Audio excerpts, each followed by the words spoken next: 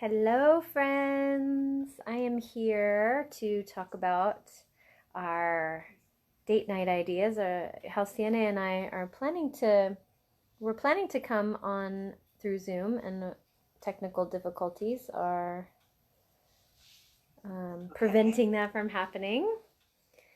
But I have Halcyone through my computer, and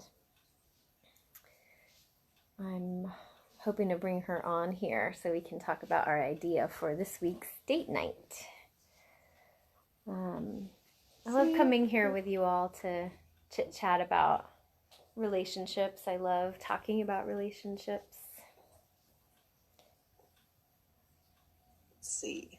Yeah, it's not letting me Okay. bring you Well on, then, but I think people will be able to hear you through. So, well, I'm closing out Facebook then, and I'm just going to be here, not as visually present maybe, but I'm going to be right here with you, talking awesome. about reading. Well, this is reading to each other anyway, Uh huh. so it's all about the voice. Exactly. Hmm.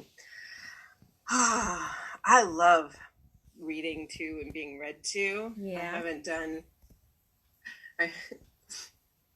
a whole lot of it recently, and uh, I'm gonna hopefully.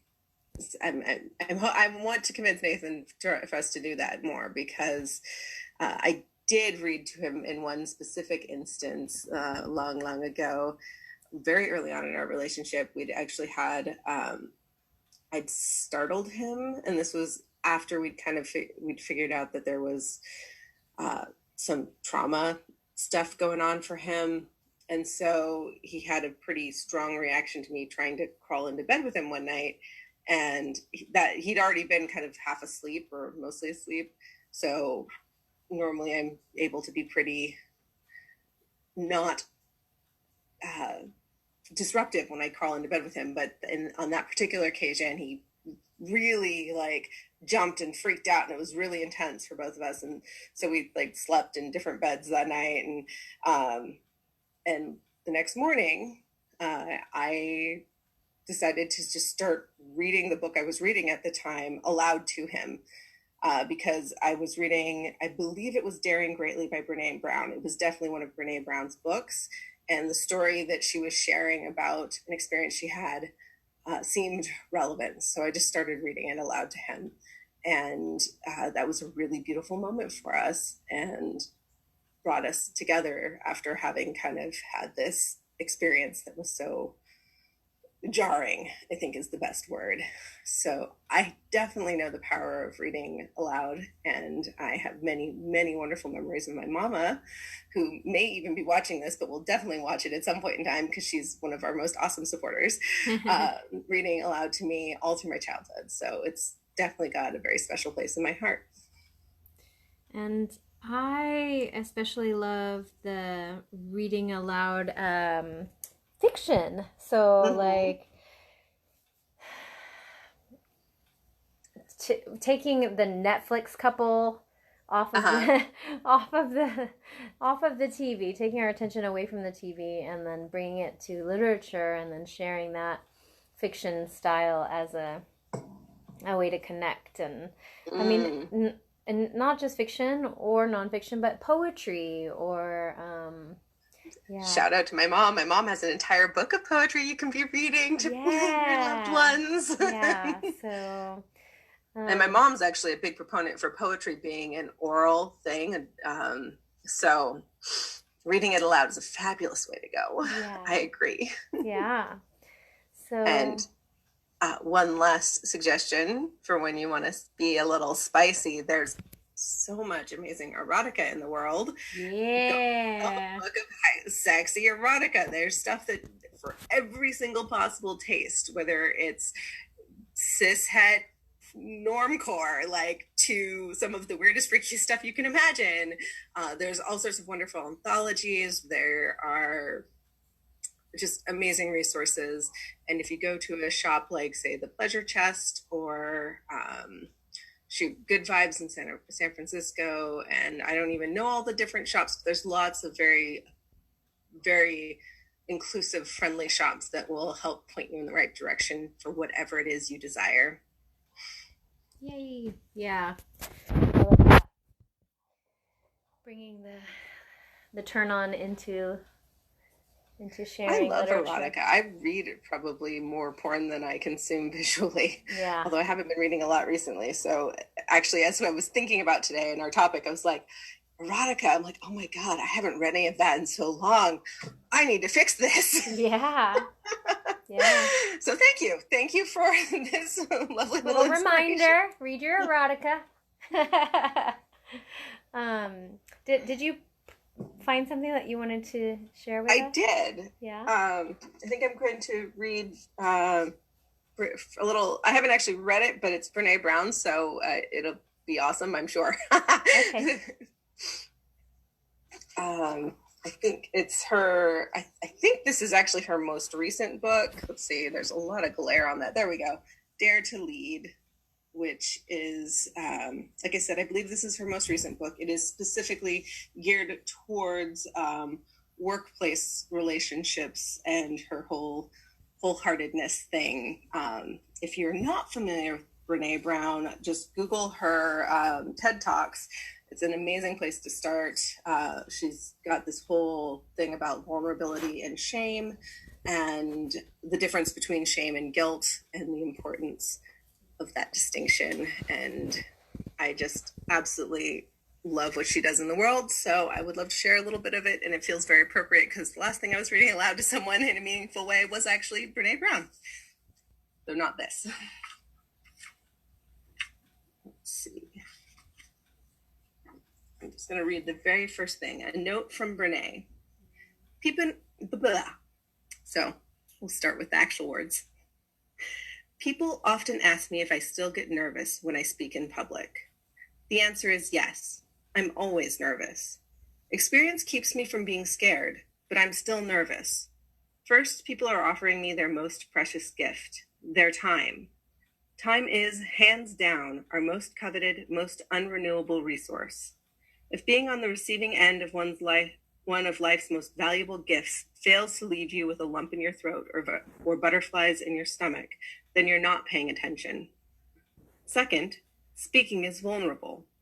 I don't memorize my lines or have a set shtick that I do verbatim. Effective speaking is about the unpredictable and uncontrollable art of connection. Even though it's just me on stage and possibly 10,000 people sitting in folding chairs in a convention center, I try to look into as many pairs of eyes as I can. So yes, I'm always nervous. I have a couple of tricks that I've developed over the past several years that help me stay centered. Even though it makes event production teams crazy, I always ask for the stage lights to be at 50%. When they're at 100%, you can't see the audience at all, and I don't like talking into the void. I need to see enough faces to know if we're in sync. Are the words and images pulling us together or pushing us apart? Are they recognizing their experiences in my stories? People make very specific faces when they're hearing something that rings true for them. They nod and smile and sometimes cover their faces with their hands. When it's not landing, I get the side tilt and less laughter. I have another trick I use when anxious event organizers try encouraging me to up my game by describing the status of the audience members. An organizer might say, "Hey, Renee, just so you know, the audience tonight includes top military brass." They'll mention the high-level corporate leaders, elite members of this or that super special group, the top glass ceiling breakers in the world, or my favorite, these actually are rocket scientists who will probably hate what you're saying, so stick to the data. This strategy is often employed when the audience seems somewhat resistant because they don't know why I'm there, or worst case scenario, they don't know why they've been forced to be there with me. In these cases, my strategy is a take on the classic picture the audience naked trick. Rather than picturing naked people sitting in auditorium chairs, which just doesn't work for me, I picture people without the armor of their titles, positions, power, or influence. When I spot the woman in the audience who has her lips pursed and her arms tightly folded across her chest, I picture what she looked like in third grade. If I'm hooked by a guy who keeps shaking his head and making comments like, "Winners aren't weak at work," I try to picture him holding a child or sitting with his therapist, or honestly sitting with the therapist I think he should see.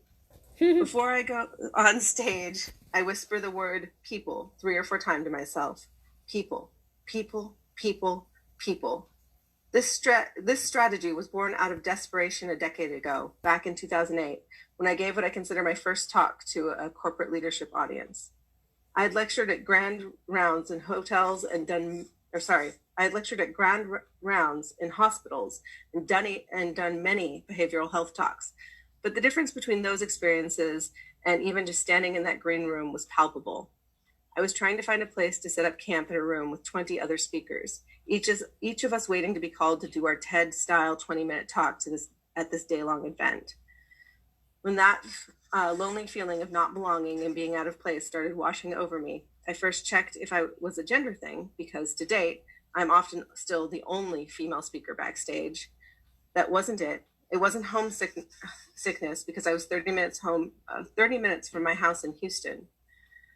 When I heard the event organizers talking to the audience, I pulled back a small section of the heavy velvet curtain that separated the green room from the auditorium and peeked out. It was like a Brooks Brother convention, rows of mostly men in white shirts and very dark suits. I shut the curtain and started to panic.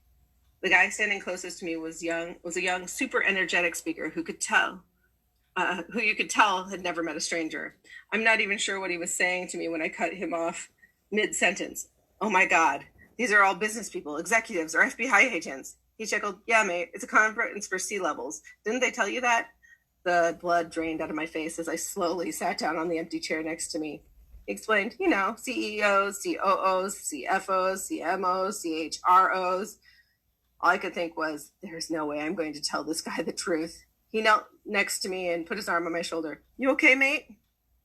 Maybe it was the Australian accent or the big smile or the name Pete that made this guy instantly trustworthy.